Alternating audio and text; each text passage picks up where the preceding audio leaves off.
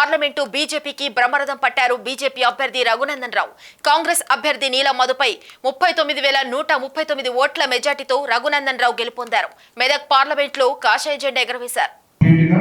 మొత్తం కన్సాలిడేట్ చేసిన final result Neelam Madhu Indian national Congress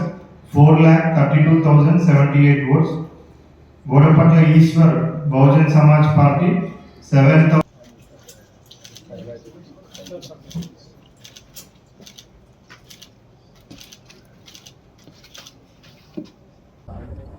media మిత్రులకి నమస్కారం. నేను మీ రఘునందన్ రావు.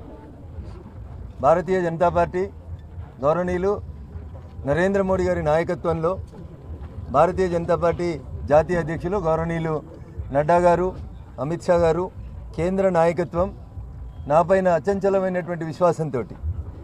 భారతీయ జనతా పార్టీ నుంచి మెదక్ పార్లమెంట్ అభ్యర్థిగా పోటీ చేయడానికి అవకాశం కల్పించడం జరిగింది. భారతీయ జనతా పార్టీ జాతీయ నాయకత్వానికి శిరస్సు వంచి నమస్సుమాంజలు తెలియజేస్తూ ఉన్నాను.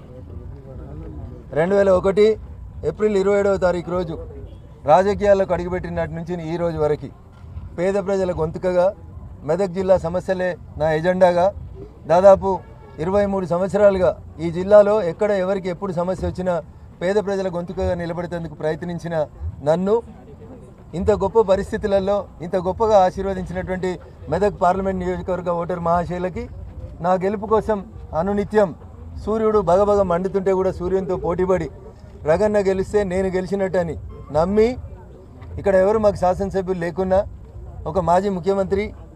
మాజీ ఆర్థిక మంత్రులు, పెద్ద పెద్దోళ్ళు ఈ జిల్లాలో ఉన్నప్పటికీ కూడా చిన్నోళ్ళమే అయినప్పటికీ కూడా మా కార్యకర్తలు 7 శాసనసభ నియోజకవర్గాల పరిధి లోపల రగన్ననే నేను అనుకొని నా గెలుపు కోసం శ్రమించినటువంటి ప్రతి భారతీయ జనతా పార్టీ కార్యకర్తకు, కుటుంబ సభ్యులకు, ఆత్మీయులందరికీ కూడా శిరస్సు వంచి శతకోటి వందనాలు, పాదాభి వందనాలు తెలియజేస్తూ ఉన్నాను. ఈ ఎన్నికలు ముఖ్యంగా మెదక్ పార్లమెంటుకు జరిగినటువంటి ఎన్నికలు ధనబలానికి, వ్యక్తుల అహంకారానికి జరిగినటువంటి ఎన్నికల లోపల ప్రజలు జనబలం కాదు మా గొంతుకగా నిలబడే రఘునందన్ వైపు మేము నిలబడతామని అన్ని నియోజకవర్గాల ప్రజలు గొప్ప మనసుతో నన్ను ఆశీర్వదించారు. ఏ నమ్మక, ఏ విశ్వాసం అయితే నా మీద ఉంచి రగన్ అయితే వాయిస్ ఆఫ్ ద వాయిస్లెస్గా మా సమస్యల్ని వింటాడు, పరిష్కరిస్తాడు. గతంలో దుబ్బాక నుంచి గెలిచి దుబ్బాకకి ఎట్లయితే పేరు తెచ్చిండో ఇప్పుడు మెదక్ నుంచి గెలిపించి పంపిస్తే మెదక్ పేరుని, మెదక్ కీర్తి ప్రతిష్టల్ని తప్పకుండా కాపాడుతాడని చెప్పి నా మీద అచంచలమైన విశ్వాసంతో ఓటుకు నోట్లు వంచినా, రకరకాలైనటువంటి ప్రయత్నాలు చేసినా, నన్ను ఓడగొట్టడానికి శతదా ప్రయత్నించినప్పటికీ కూడా ప్రజలు, ముఖ్యంగా మా కార్యకర్త బంధువులందరూ కూడా నా వైపున నిలబడి ఒంటరి పోరాటం జరిపినటువంటి మా కార్యకర్త బంధువులందరికీ కూడా జీవితకాలం రుణపడి ఉంటానని చెప్పి ఈ సందర్భంగా తెలియజేస్తూ ఉన్నాను. ఈ గెలుపులో భారతీయ జనతా పార్టీ జాతీయ నాయకత్వంతో పాటు మా రాష్ట్ర పార్టీ అధ్యక్షులు గౌరవనీయులు కిషన్ రెడ్డి గారు, భారతీయ జనతా పార్టీ తెలంగాణ రాష్ట్రానికి ఇన్ఛార్జిగా పనిచేసినటువంటి పెద్దలు సునీల్ బన్సల్ గారు, గౌరవనీయులు మాజీ మంత్రివర్యులు ప్రస్తుత మల్కాజ్గిరి పార్లమెంట్ సభ్యులు ఈటెల రాజేందర్ గారు, ఇతర నాయకులందరూ కూడా భారతీయ జనతా పార్టీ అభ్యర్థిగా మెదక్ నుంచి రఘునందన్ అయితేనే కరెక్ట్, రఘునందన్ అయితేనే ప్రజలు గెలిపిస్తారనేటువంటి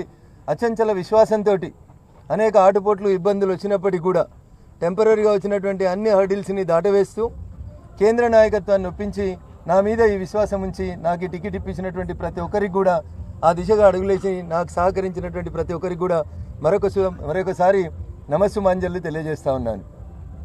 నా గెలుపులో పార్టీ బీఫామ్ ప్రకటించిన తర్వాత పెద్దలు ఈ దేశ ప్రధాని నరేంద్ర మోడీ గారు అల్లాదుర్గంకి వచ్చిన సభ కానీ, దాదాపు 2.5 దశాబ్దాల తర్వాత సిద్దిపేట గడ్డ మీద అడుగుపెట్టినటువంటి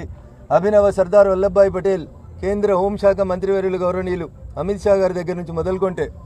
నా నామినేషన్ పర్వంలో పాల్పంచుకున్నటువంటి గోవా ముఖ్యమంత్రి గౌరవనీయులు ప్రమోద్ సావంత్జీ, రాష్ట్ర అధ్యక్షులు గౌరవనీయులు కిషన్ రెడ్డి గారు, మొదటిసారి కిషన్ రెడ్డి గారు మెదక్లో మాట్లాడుతూ 1999లో ఆ రోజు మెతుకు సీమ ఒక టైగర్ నరేంద్ర గారిని గెలిపించి పార్లమెంటుకు భారతీయ జనతా పార్టీ నుంచి పంపిస్తే రెండోసారి మరో టైగర్ మా రఘునందన్ని గెలిపించేందుకు మెదక్ ప్రజలు సిద్ధపడాలని మా రాష్ట్ర పార్టీ అధ్యక్షుడు నిండు మనసుతో మెదక్ వచ్చి నన్ను ఆశీర్వదించిపోయిండు. ఆ ఆశీస్సులను నిజం చేసినటువంటి మా మెదక్ పార్లమెంట్ ఓటర్ మహాశయులందరికీ కూడా కృతజ్ఞతాభివందనాలు తెలియజేస్తూ ఉన్నాను. అంతేకాకుండా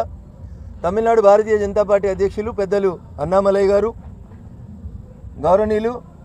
శాసనసభ్యుడు గోషామహల్ రాజాసింగ్ గారు, ఈటల రాజేందర్ గారు